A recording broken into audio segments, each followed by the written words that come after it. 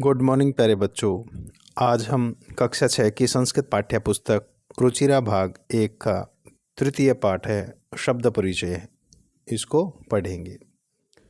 तो प्यारे बच्चों, जैसा कि आप सभी जानते ही हैं, संस्कृत भाषा में 3 तरह के शब्द पाए जाते हैं। उनमें सबसे पहले पुल्लिंग शब्द होते हैं, उसके बाद स्त्रीलिंग शब्द होते हैं, उसके बाद नपुंसकलिंग शब्द होते हैं। पुल्लिंग शब्दों को हमने पहले पाठ में पढ़ा, स्त्रीलिंग शब्दों को हमने द्वितीय पाठ में पढ़ा और नपुंसकलिंग शब्दों को आज हम इसे तृतीय पाठ है शब्द परिचय में पढ़ेंगे।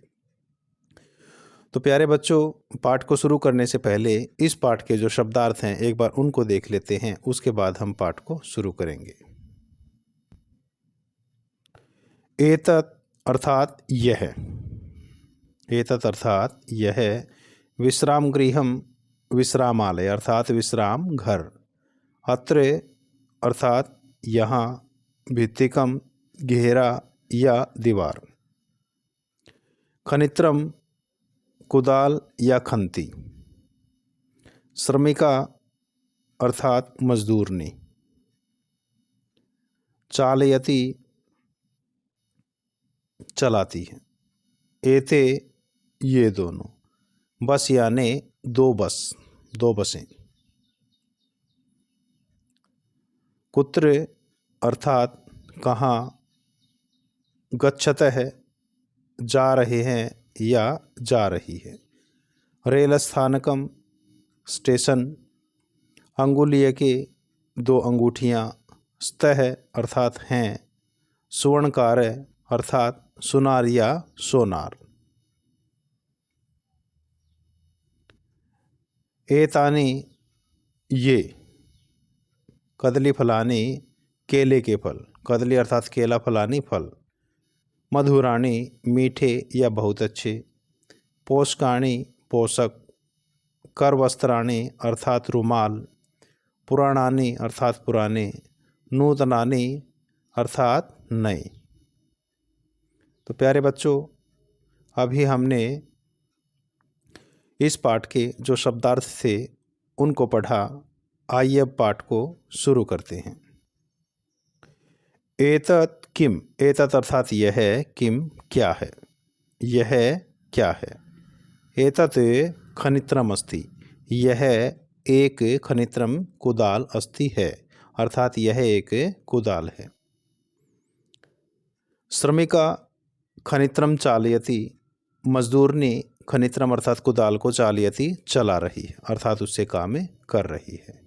तो एतत् किम, यह क्या है, एतत् खनित्रम अस्ति, यह कुदाल है अर्थात खंती है, श्रमिका खनित्रम चालयति, श्रमिका अर्थात मजदूरनी खनित्रम कुदाल चालयति चला रही अर्थात उससे काम कर रही है।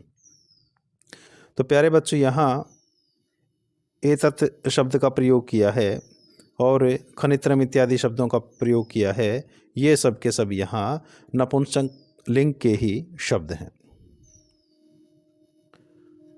तो तत् किम, तत् अर्थात वह, किम क्या है, वह क्या है, तत् विश्राम गृहम, वह विश्राम घर है, किम अत्र भित्तिकम अस्ति, क्या यहाँ दीवारें हैं, भित्तिकम अर्थात दीवारें, अत्र यहाँ, अस्ति है, किम क्या, क्या यहाँ दीवारें हैं, अत्र भित्तिकम नास्ति, नहीं यहाँ दीवारें नहीं हैं।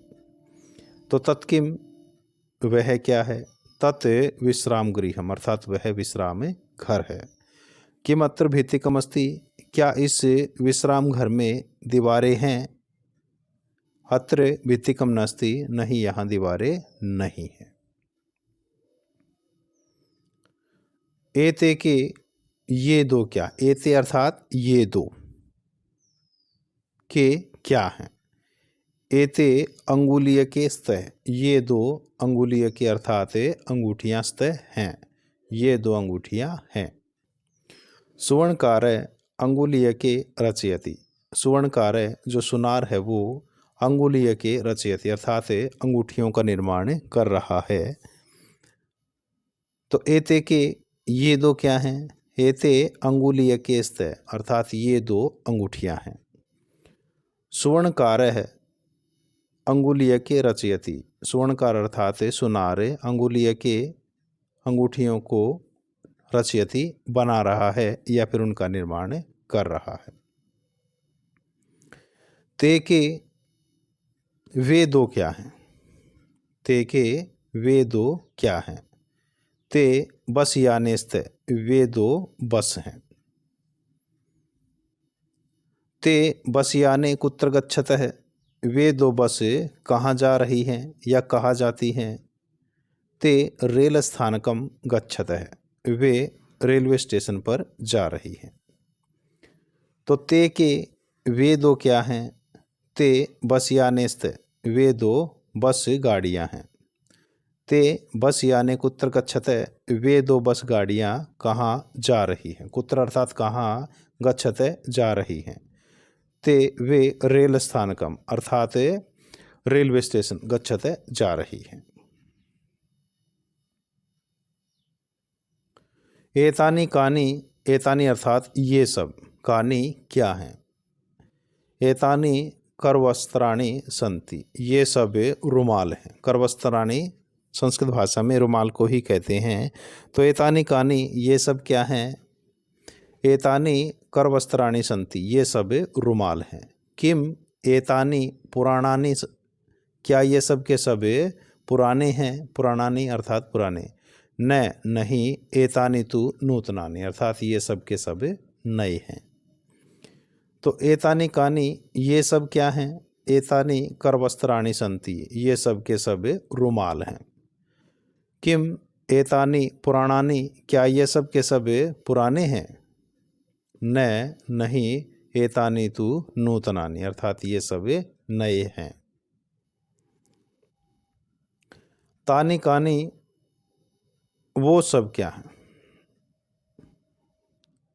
या हाँ, वे सब क्या हैं? तानी कदली फलानी संति, वे सब केले के पेड़ हैं। किम तानी मधुरानी, क्या वो मधुर हैं अर्थात मीठे हैं? आम हाँ, तानी मधुरानी पोषकाणी च, हाँ वे बहुत ही मीठे हैं और पोषक हैं। तो तानी कानी वे सब क्या हैं? तानी कदली फलानी संति अर्थात वे कदली फल हैं अर्थात केले के पेड़ हैं।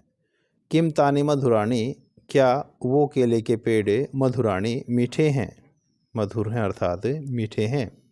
आम हाँ, तानी मधुरानी पोषकाणी च, हाँ वे केले के पेड़ बहुत ही मीठे हैं और पोषक हैं। तो प्यारे बच्चों, ये हमारा तीसरा पाठ था जो नपुंसक लिंग शब्दों पर ही आधारित था।